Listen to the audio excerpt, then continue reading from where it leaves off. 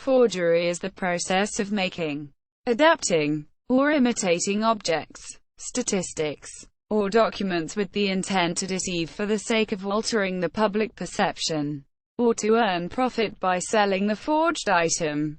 Copies, studio replicas, and reproductions are not considered forgeries, though they may later become forgeries through knowing and willful misrepresentations. Forging money or currency is more often called counterfeiting. But consumer goods may also be counterfeits if they are not manufactured or produced by the designated manufacturer or producer, given on the label or flagged by the trademark symbol. When the object forged is a record or document, it is often called a false document. This usage of forgery does not derive from metalwork done at a forge, but it has a parallel history. A sense of to counterfeit is already in the Anglo-French verb forger, meaning falsify. A forgery is essentially concerned with a produced or altered object, where the prime concern of a forgery is less focused on the object itself, what it is worth or what it proves, than on a tacit statement of criticism that is revealed by the reactions the object provokes in others. Then the larger process is a hoax. In a hoax, a rumor or a genuine object planted in a concocted situation may substitute for a forged physical object. The similar crime of fraud is the crime of deceiving another, including through the use of objects obtained through forgery. Forgery is one of the techniques of fraud, including identity theft. Forgery is one of the threats addressed by security engineering.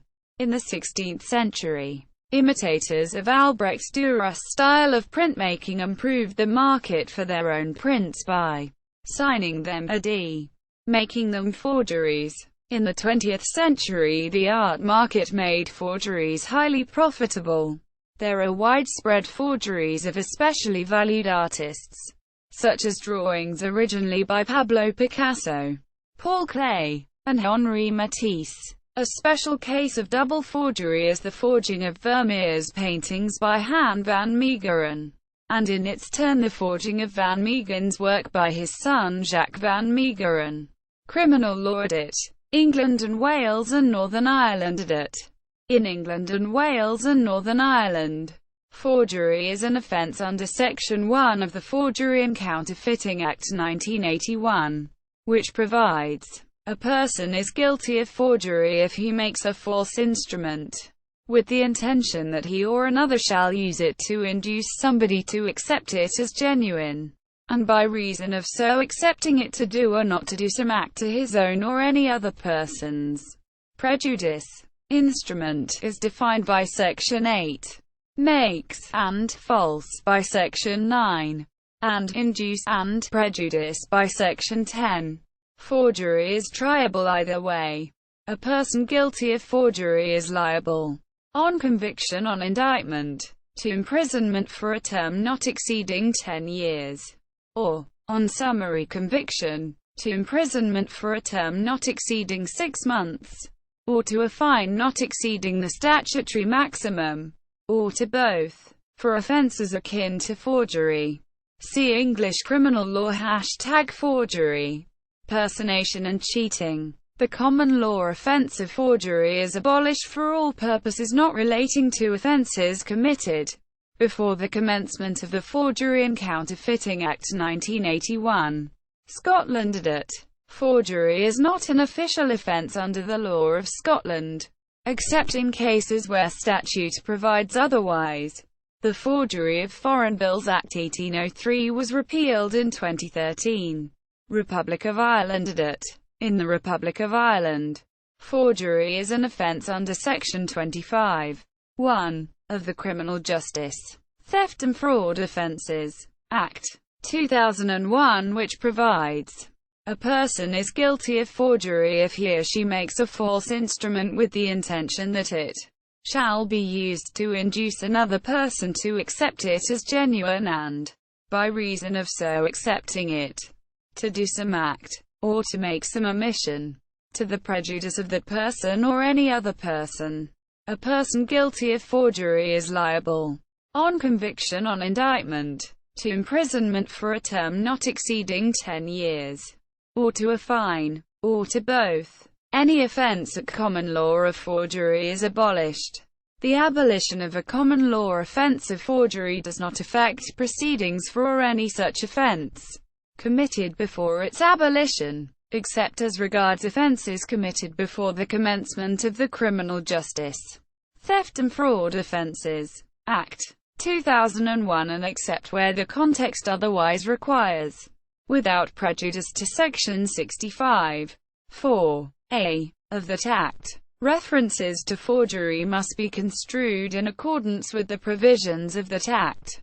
Canada edit. Forgery is an offence under Sections 366, 367 and 368 of the Canadian Criminal Code. The offence is a hybrid offence, subject to a maximum prison sentence of, if tried summarily, 6 months, if tried on indictment, 10 years. Civil law edit. As to the effect, in the United Kingdom, of a forged signature on a bill of exchange, see Section 24 of the Bills of Exchange Act 1882. Documentary art edit. Before the invention of photography, people commonly hired painters and engravers to recreate an event or a scene.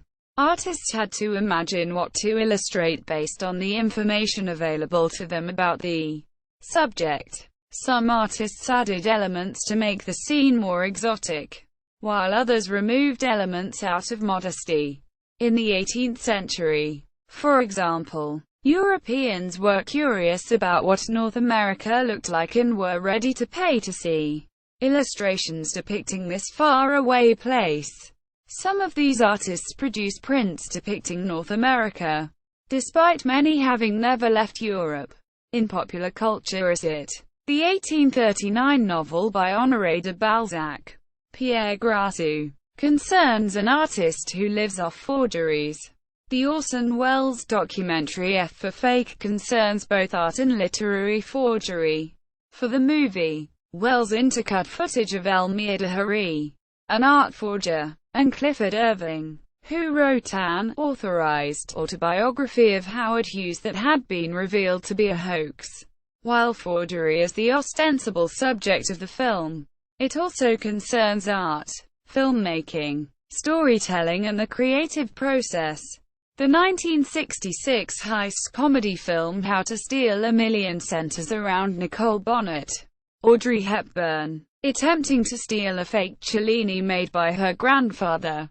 The 1972 novel by Irving Wallace, The Word, concerns archaeological forgery, the finding and translation of a supposed lost gospel by James the Just, close relative of Jesus Christ, as part of a large project to be published as a new Bible that would inspire a Christian revival, but which is possibly a forged document. The 2002 film Catch Me If You Can, directed by Steven Spielberg, is based on the real story of Frank Abagnale, a con man who stole over $2.5 million through forgery, imposture and other frauds, which are dramatized in the film. His career in crime lasted 6 years from 1963 to 1969. The graphic art novel The Last Coiner, authored by Peter M. Kershaw, is based on the exploits of the 18th century counterfeiters, the Crag Vale coiners, who were sentenced to execution by hanging at Tyburn. See also edit, and sources edit. Sources: Cohorn, Robert. Discovery and Deceit. Archaeology and the Forger's Craft, Kansas. Nelson Atkins Museum. 1996. Muscarella, Oscar. The Lie Became Great. The Forgery of Ancient Near Eastern Cultures. 2000. Imaginary Images in Detecting the Truth. Fakes, Forgeries and Trickery at Library and Archives Canada.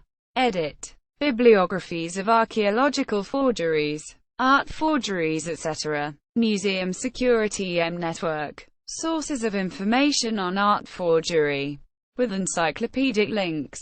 Fakes and forgeries on the Trafficking Culture website. University of Glasgow.